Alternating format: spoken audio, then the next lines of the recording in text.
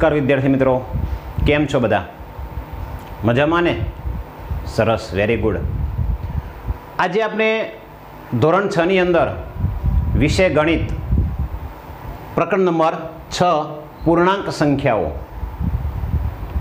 आज आपने पूर्णांक संख्याओं अंदर आगळ स्वाध्याय 6.2 नो आपणे अभ्यास करवानो छे। एना जे दाखलाओ छे ए केवी रीते गणी शकाय एना विषे आज चर्चा करवानी छे। अगाऊ आपणे पूर्णांक संख्याओना सरवाळा संख्या रेखा उपर अने संख्या रेखानी मदद वगर पण आपणे शीखी गया छे। आज फरीथी एनुं पुनरावर्तन अने स्वाध्यायना दाखला छे एवुं केटलाक गणावुं छुं, थोडुंक ध्यान राखजो तमे।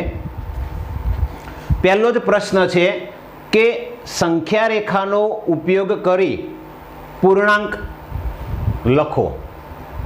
आपणे प्रश्न पूछाय कि भाई संख्या रेखानो उपयोग करो तो सौथी पहला आपणे संख्या रेखा दौरवी पड़े। तो संख्या रेखा दौरता मैं शीखवाडेलुं छे कि आपणे एक रेखा दौरवानी छे। ए रेखानी वच्चे आपणे 0 अने जमणी बाजुए धन संख्याओ छे अने डाबी बाजुए ऋण संख्याओ आपणे लखीए छीए। एमनुं जे अंतर छे ए योग्य अंतर पण लेवामां आवे छे। हवे एनी अंदर आपणे जोईए कि तमने ज्यारे पण तमे स्वाध्याय लखो त्यारे दरेक दाखला माटे अलग अलग संख्या रेखा दौरवानी छे। तो परीक्षानी अंदर के पछी एकम कसोटीनी अंदर ज्यारे संख्या रेखा दौरीने नीचेना दाखला गणो एम पूछे त्यारे दरेक दाखलानी अलग अलग संख्या रेखा दौरवानी छे। बराबर ने? अहींया हुं जोईए आपणे पहेलो ज प्रश्न छे के 5 मां 3 उमेरता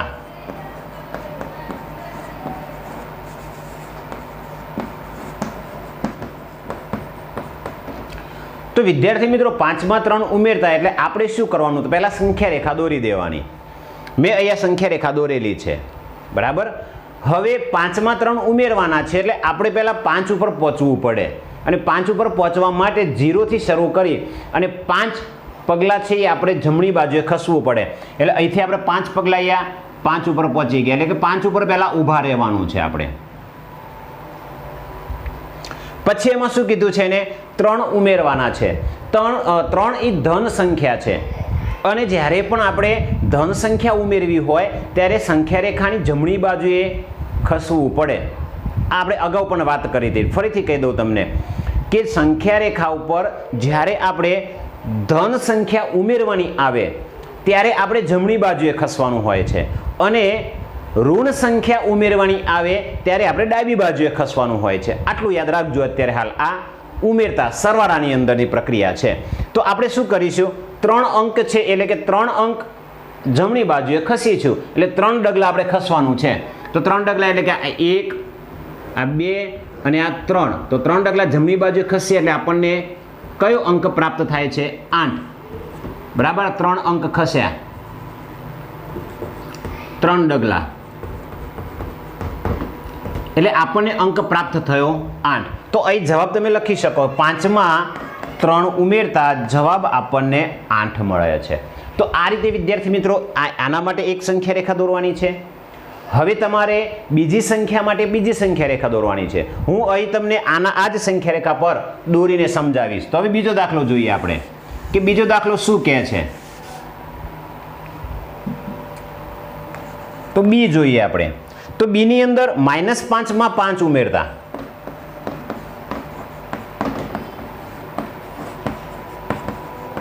વિદ્યાર્થી મિત્રો -5 માં 5 ઉમેરવાના છે એટલે આપણે શું કરીશું? -5 ઉપર ઊભા રહી જવાનું આપણે। તો સંખ્યા રેખા પર -5 ક્યાં છે આપણે દર્શાવતા શીખી ગયા છીએ। તો -5 આ જગ્યાએ છે આપણે, તો આપણે આ જગ્યાએ ઊભા થઈ જવાનું છે। આ રીતે તીર નિશાની કરી દેવાની છે। હવે -5 માં 5 ઉમેરવાના છે। ધન સંખ્યા છે ને, 5 કઈ સંખ્યા છે? ધન। ધન સંખ્યા ઉમેરવી હોય તો કઈ બાજુ ખસવાનું છે? હવે કયો તમે કઈ બાજુ? જમણી બાજુ। સરસ, હવે આવડી ગયું લાગે છે। કઈ બાજુ? જમણી બાજુએ ખસવાનું છે આપણે। તો આપણે શું કરીશું? કેટલા ડગલા જમણી બાજુએ ખસવાનું છે? તો 5 ઉમેરવાના છે માટે 5 ડગલા જમણી બાજુએ ખસીશું। તો આપણે 1 2 3 4 અને 5 કયા અંક ઉપર પહોંચ્યા વિદ્યાર્થી મિત્રો આપણે? 0, બરાબર ને? તો જવાબ શું આવશે અહીંયા? આપણે જે બાજુ ખસ્યા એ બાજુ તીર મારી દઈએ એટલે -5 એમાં 5 ઉમેરવામાં આવે ત્યારે જવાબ 0 થાય. અહીંયા બંને અંક સરખા છે ને પ્લસ માઇનસની નિશાની છે એટલે બંને એકબીજાની વિરોધી સંખ્યાઓ થઈ અને વિરોધી સંખ્યાઓનો સરવાળો હંમેશા 0 થાય. આપણે એક શીખવા મળે આમાંથી આપણને કે ભાઈ કોઈ પણ બે વિરોધી સંખ્યાઓનો સરવાળો જો સરવાળો કરવામાં આવે તો 0 થાય અથવા જે બે સંખ્યાઓનો સરવાળો 0 થતો હોય તો એ બંને એકબીજાની વિરોધી સંખ્યાઓ કહેવાય. તો આ બીજું જોયું. હવે ત્રીજો જોઈએ આપણે. તો ત્રીજા માટે પણ તમારે અલગ ત્રીજી સંખ્યા રેખા દોરવાની છે. ચલો, સી આપણને આપેલો છે, એમાં આપણને કીધું છે કે 2 માંથી 6 બાદ કરતા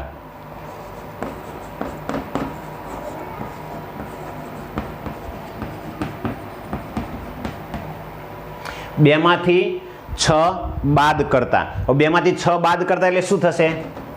2 - 6 એટલે માઇનસ સંખ્યા આવે છે, બાદ કરવાના છે. એટલે બાદ કરવાના હોય ધન સંખ્યા બાદ કરવાની છે. તો ધન સંખ્યા બાદ કરવાની હોય ત્યારે આપણે કઈ બાજુ ખસવાનું આવે? ડાબી બાજુએ ખસવાનું આવે. આ એક યાદ રાખજો. ધન સંખ્યા ઉમેરવાની હોય તો જમણી બાજુએ ખસવાનું, ધન સંખ્યા બાદ કરવાની હોય તો ડાબી બાજુએ ખસવાનું. તો સૌથી પહેલા આપણે ક્યાં ઊભા રહીશું? 2 ઉપર. તો આપણે સૌથી પહેલા 2 ઉપર આપણે ઊભા રહી ગયા, બરાબર. હવે મારે 6 બાદ કરવાના છે વિદ્યાર્થી મિત્રો. 6 બાદ કરવાના છે એટલે બાદ કરવાના એટલે સંખ્યા નાની મળે મને. બાદ કરો એટલે હંમેશા સંખ્યા નાની મળે. નાની મળે તો મારે કઈ બાજુ નાની સંખ્યાઓ મળે? મને ડાબી બાજુએ નાની સંખ્યાઓ મળે છે. તો મારે 6 અંક ડાબી બાજુએ ખસવા પડે. અને બીજી રીતે એમ કહીએ કે ભાઈ ઋણ સંખ્યા આપણે ઉમેરવાની છે એનો મતલબ, એટલે ડાબી બાજુએ ખસવું પડે, અથવા ધન સંખ્યા બાદ કરવી પડે એટલે આપણે ડાબી બાજુએ ખસવું પડે. તો કેટલા અંક ખસવાનું છે વિદ્યાર્થી મિત્રો? આપણે 6. તો ડાબી બાજુએ 6 અંક ખસીએ. 1, 2, 3, 4, 5 અને 6. કઈ બાજુ ખસે આપણે? ડાબી બાજુ. કયો અંક પહોંચે આપણે?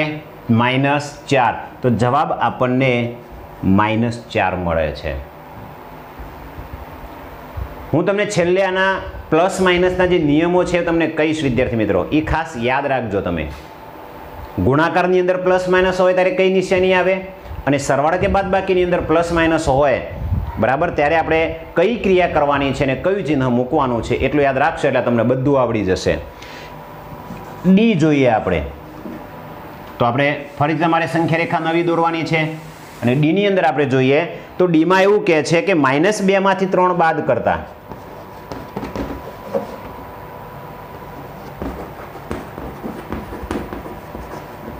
હવે -2 - 3. ચલો, -2 માંથી -3 બાદ કરવાના છે એટલે સૌથી પહેલી સંખ્યા કઈ છે? -2 છે ને પેલી -2, બરાબર.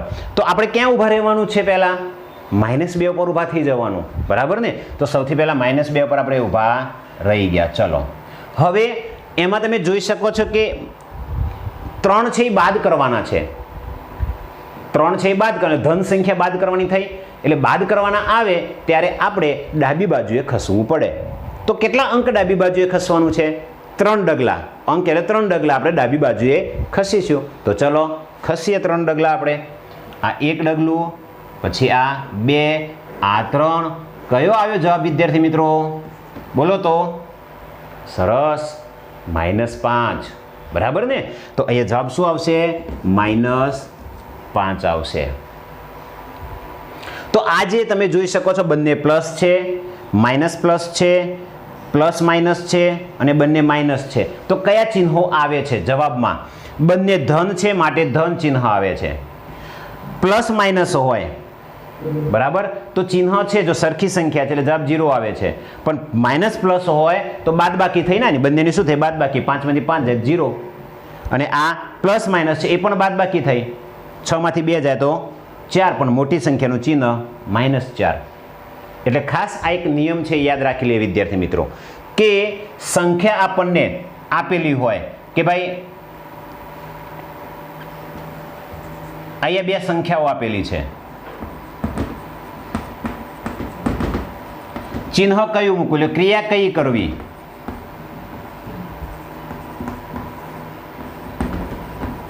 અને ચિહ્ન કયું મૂકવું. આ એક કોઠો છે વિદ્યાર્થી મિત્રો, એ ખાસ યાદ રાખજો.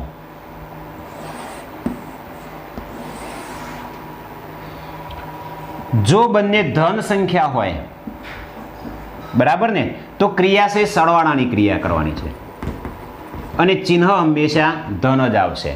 આ યાદ રાખજો. બંને પ્લસ સંખ્યાઓ તમે જોઈ શકો છો, બંને પ્લસ છે, સરવાળો કરી દીધો, ધન સંખ્યાનું ચિહ્ન. ચલો આપણે પ્લસ માઇનસ હોય, વિરુદ્ધ ચિહ્ન છે, પ્લસ માઇનસ, તો આ પ્લસ માઇનસ લીધા આપણે, તો પ્લસ માઇનસ છે એટલે આપણે શું કર્યું, બાદ બાકી કરી. 6 માંથી 4 જાય તો 6 માંથી 2 જાય તો 4. મોટી સંખ્યાનું ચિહ્ન -6 છે, મોટી સંખ્યાનું ચિહ્ન માઇનસ છે, માટે માઇનસ મૂક્યા. એટલે પ્લસ માઇનસ હોય ત્યારે આપણે બાદ બાકીની ક્રિયા કરવાની અને મોટી સંખ્યાનું ચિહ્ન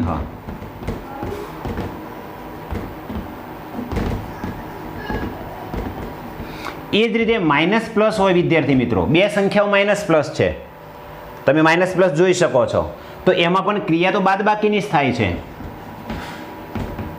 અને એની અંદર પણ મોટી સંખ્યાનું જે ચિહ્ન હોય તે આવે.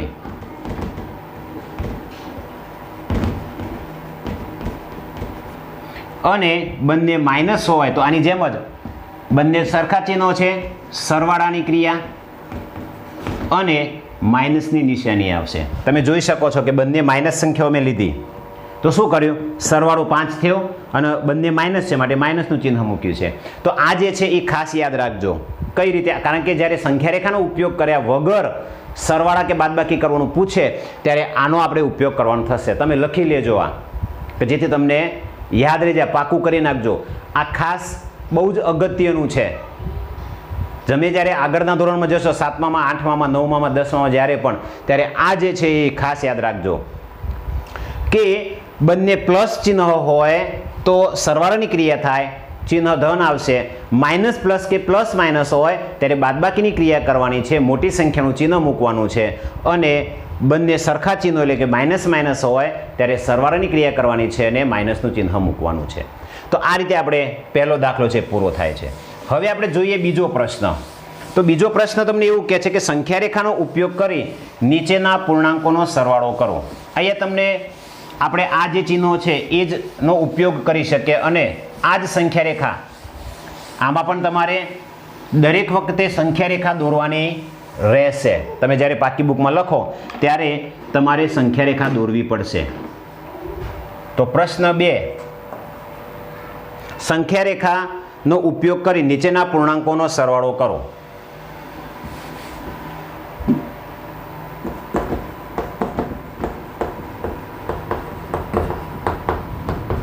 ચલો પહેલો જ પ્રશ્ન છે, 9 + -6. ચલો સંખ્યા રેખા પર આપણે સૌથી પહેલા ક્યાં ઊભા રહેવાનું છે, 9 ઉપર. તો આપણે પહેલા 9 ઉપર ઊભા થઈ જવું પડશે. તો અહીંયા આપણે 9 સુધી લંબાવી દઈએ, બરાબર. હવે 9માં -6 ઋણ સંખ્યા ઉમેરવાની છે. તો ઋણ સંખ્યા ઉમેરવાની હોય ત્યારે આપણે ડાબી બાજુએ ખસવું પડે, બરાબર. તો 6 અંક ડાબી બાજુએ ખસી જઈએ આપણે. તો 9 ઉપર ઊભા થઈ ગયા અને 6 અંક 1, 2, 3, 4, 5 અને 6 અંક આપણે ડાબી બાજુએ ખસ્યા. તો કયા અંક ઉપર પહોંચ્યા, 3 ઉપર. તો જવાબમાં આપણે લખી શકીએ કે 9 + -6 બરાબર -3 આવે છે. બીજું જોઈએ સંખ્યા રેખા ઉપર આપણે 5 + -11. તો આની જેમ જ આવશે ને. તો વિદ્યાર્થી મિત્રો 5 + -11, 5 ઉપર ઊભા રહેવાનું છે અને 11 ડગલા છે આપણે ડાબી બાજુએ ખસવાનું, કારણ કે ઋણ સંખ્યા છે એટલે એ તમે જાતે કરી શકશો. આપણે એના પછીનો ત્રીજો જોઈએ, સી, -1 + -7. ચલો -1 + -7 છે. તો સૌથી પહેલા આપણે ક્યાં ઊભા રહીશું, તો પહેલા સંખ્યા રેખા દોરી દેવાની. સંખ્યા રેખા દોરાઈ જાય પછી આપણે -1 ઉપર ઊભા રહેવાનું છે. તો -1 ઉપર ઊભા થઈ ગયા.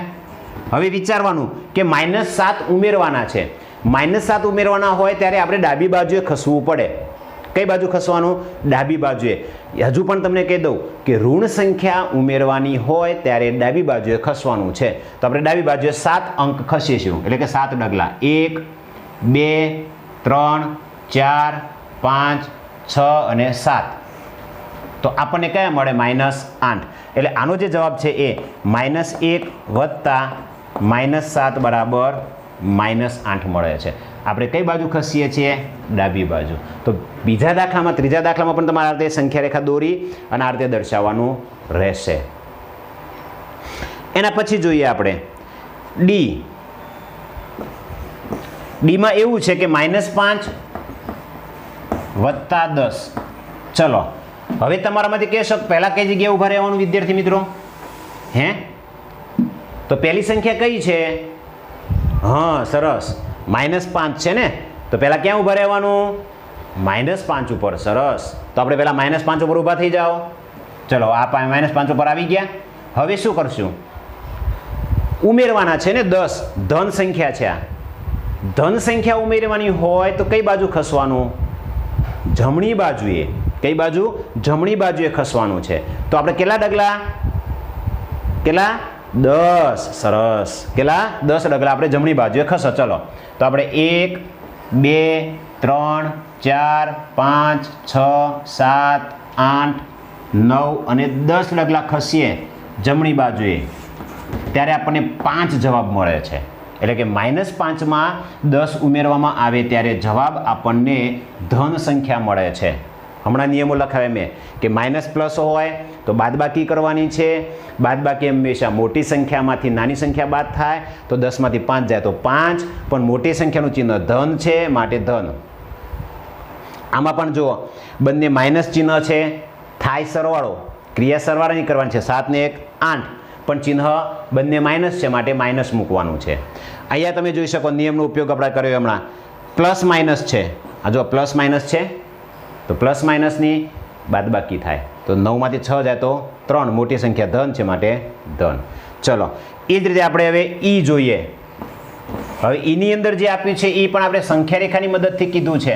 તો આપણે જે નિયમો છે એ નિયમોને વળગી રહીએ છીએ આપણે કે ભાઈ સંખ્યા રેખા પર તમારે સંખ્યા રેખા દોરવાની, બરાબર, અને સંખ્યા રેખા દોરી અને તમારે જવાબ લખવાનો છે કે -1 વત્તા -2 વત્તા -3. ચલો પહેલા આપણે પહેલી સંખ્યા કઈ છે?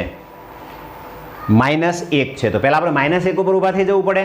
તો ચલો -1 ઉપર આપણે ચલો ઋણ સંખ્યા ઉમેરવાની છે. કઈ બાજુ ખસવાનું વિદ્યાર્થી મિત્રો? હા બોલો તો. હા, ડાબી બાજુએ, બરાબર ને. તો ઋણ સંખ્યા છે માટે ડાબી બાજુએ ખસવાનું છે. તો પહેલા 2 અંક ખસી લો. તો ચલો 2 અંક ખસે આપણે 1 અને 2. હજુ આપણે 3 અંક પાછા માઇનસ જ છે તો હજુ પણ આપણે 3 અંક પાછું કઈ બાજુ ખસવાનું? ડાબી બાજુએ ખસવાનું 3 અંક. તો આપણે એટલે રેસ્ટ કર્યો અહીંયા પહેલા નાનો, પછી હજુ 3 ઉમેરવાના છે માઇનસ.